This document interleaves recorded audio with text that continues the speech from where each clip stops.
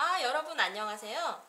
선생님은 앞으로 여러분들에게 통합사회를 가르칠 선생님이에요. 안녕하세요. 선생님 이름이 궁금하죠? 선생님 이름을 한번 써볼게요. 선생님은 이름이 굉장히 예뻐요. 이소희. 그리고요, 선생님은 1학년 5반 담임 선생님이에요. 특히 우리 1학년 5반 안녕. 안녕하세요. 지금 방금 옆에서 얘기하는 학생은 제 아들이에요. 목소리가 아주 좋죠? 그리고 선생님은 4층에서 공부하고 있고요. 여러분들 인권과 안전을 책임지고 있어요.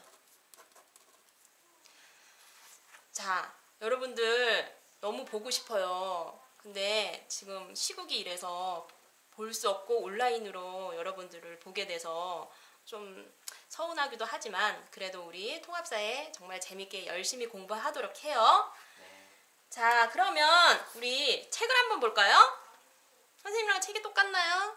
네. 자, 앞에 통합사회라고 나와 있죠? 네. 너무 내를 자주 하면 안 돼요. 적당히 내를 하면 돼요.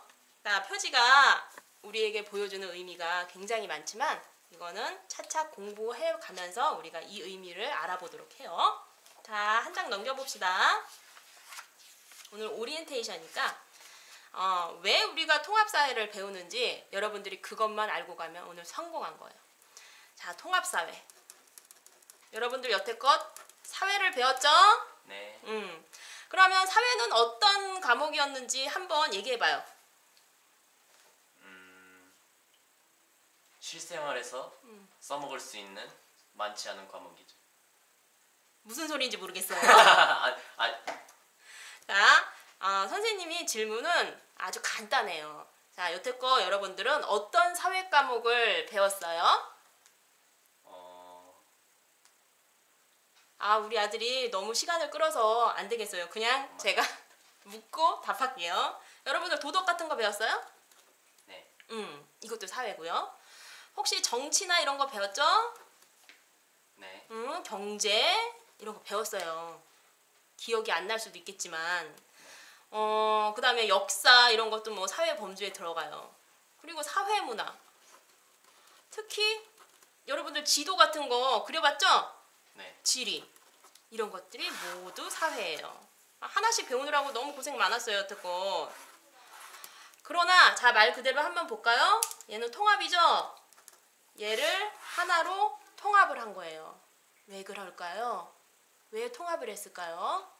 자, 거기에 대해서 여러분들 생각을 해볼 필요가 있어요. 자, 우리 현대사회가 굉장히 다양해지고 복잡해졌죠? 그러면 이 다양하고 복잡한 현대사회의 어떤 사회 현상을 우리가 하나의 과목으로 이거 해결할 수가 없어요. 그래서 얘네들을 하나로 다 통일을 해서 그 복잡한 사회 현상에 우리가 직면하는 그 문제들, 그런 것을 이 통합적인 시각으로 해결하기 위해서 얘를 다 묶은 거예요. 무슨 말인지 알겠죠? 네. 그래서 통합사회는 크게 이런 도덕, 그 다음에 지리, 그 다음에 얘네 뭐 역사, 그 다음에 뭐 이런 거 일반 사회, 자, 이런 내용으로 구성이 돼 있어요. 아마 여러분들 여태껏 다 배웠던 내용일 거예요. 그러면 뭐가 틀리냐? 자, 이 중에서 가장 핵심적인 주제를 뽑아내는 거예요. 그러니까 우리는 주제 중심으로 배우고 지식을 막 주입해서 습득하는 것이 아니고 방금 얘기했듯이 사회생활에 나타나는 문제를 해결하는 데 중점을 둔 과목이라고 했잖아요. 그러니까 이 주제를 토의와 토론으로 해결하는 과정을 배우는 거예요, 사회에서. 굉장하죠? 이게 2015년에 교육과정이 나왔어요. 통합사회는 이런 거예요. 그러면 이런 것을 배우면 우리는 어떻게 될까요? 짠! 아니다. 백지를 다시 한번 꺼내볼게요. 그러면 여러분들은 이 통합사회를 통해서 굉장히 아주 훌륭한 능력이 생겨요. 자, 어떤 능력이냐면 우리 살아가면서 어렵고 힘든 문제 같은 것들이 여러분들 생긴 적이 있어요. 그러면 이 문제는 어떻게 하면 바람직하고 어떻게 하면 가장 합리적으로 해결할 수 있을까라고 고민을 아마 많이 했었을 거예요. 우리 통합사회를 배우면 해결할 수 있어요. 자, 그게 문제 해결력이에요. 근데 이 문제를 해결하려면 혼자 막 고민을 하는 것보다 어때요? 친구한테 물어보고 선생님한테 물어보고 부모님한테 물어보고 그랬을 때 해결이 더 잘 되죠? 그죠? 친구들한테 얘기도 들어보고 그러면 여러 의사들을 통합하고 결정을 해야 돼요. 문제를 해결하기 위해서는 의사 결정력이라는 게 필요해요. 이 의사 결정력, 의사를 종합하고 들어보고 이런 해결하는 과정이 없다면 아마도 민주적인 게 아니겠죠. 네. 그죠? 두 번째, 정보의 홍수 속에서 살고 있어요. 너무나 많은 정보가 우리들에게 쏟아지고 있죠. 특히 여러분들 하루 종일 유튜브 보는 사람들 있을 거예요. 선생님도 살짝. 그러면 어떤 것이 진짜 옳은 것인지 어떤 것이 옳지 않은 정보인지 그거 구별하는 게 되게 중요해요. 즉 옳은 정보가 무엇인지 옳지 않은 거 아는 정보가 무엇인지 판별할 수 있는 능력 그게 바로 비판적 사고력이에요. 너무 중요하죠. 별. 자, 세 번째. 그 다음에 그 정보들 있잖아요. 이 정보들을 우리가 미래사에서 어떻게 하면 유용하게 활용할 수 있는지 그 능력도 되게 중요하겠죠? 아마도 요거는 컴퓨터 과목이나 뭐 이런 전문 교과에서 여러분들 잘 배울 수 있을 것 같아요. 정보 활용 능력. 자, 이런 것들이 통합사회를 통해서 함양되는 거죠. 그러니까 통합사회는 여러분들 필수 과목이라고 할 수 있어요. 자, 그러면 이제 우리가 이 능력을 이제 함양하잖아요. 그러면 여러분들 어떤 사람이 되냐면요. 바로 민주 시민이 돼요. 민주주의 얘기를 굉장히 많이 들어봤죠. 네. 근데 있잖아요. 요새 선생님은 되게 많이 느껴요. 와, 민주주의가 정말 진짜 훌륭한 것이다. 우리 공산주의 사회 같은 경우는 표현의 자유, 언론의 자유, 집회의 자유 이런 것들이 별로 허용돼 있지 않아요. 그래서 요새같이 코로나가 이렇게 막 돌고 있는데도 자기 얘기를 표현하거나 혹은 집회를 하거나 이런 것들을 할 수 없는 나라들이 있어요. 얼마나 답답하겠어요. 그죠?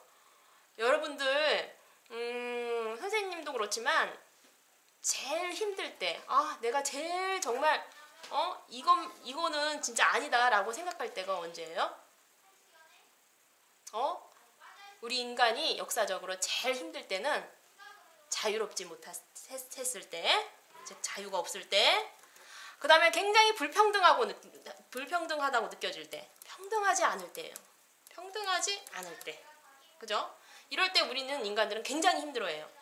그래서 역사적으로 자유와 평등을 위해서 수많은 사람들이 목숨을 잃은 거죠. 자, 즉 자유와 평등이 보장된 것이 바로 민주주의고, 이 민주주의라는 이 이념, 이 가치, 이런 것들을 정말 잘 보존하고 유지하기 위해서는 여러분들의 어떤 능력, 즉 여러분들이 민주 시민이 돼야 되는 거예요. 알겠죠? 알겠습니다. 그러면 민주 시민이 되면 뭐가 좋나요? 우리는 자유와 평등을 보장받을 수 있어요. 알겠죠? 자유와 평등을 보장받는다는 것은 나의 권리가 존중받는다는 거예요. 그러면요, 우리는 비로소 행복으로 간다는 거죠. 정말 행복의 가장 기본 조건은 자유와 평등이거든요. 자, 그러면 이제 선생님은 통합사회를 어떻게 평가할 것인지 그걸 간단하게 얘기해 볼게요. 평가는요, 여러분들 서열을 매기기 위한 게 아니에요. 바람직하지 못한 것 같아요. 물론 장점도 있지만 이 통합사회 평가는 절대평가예요.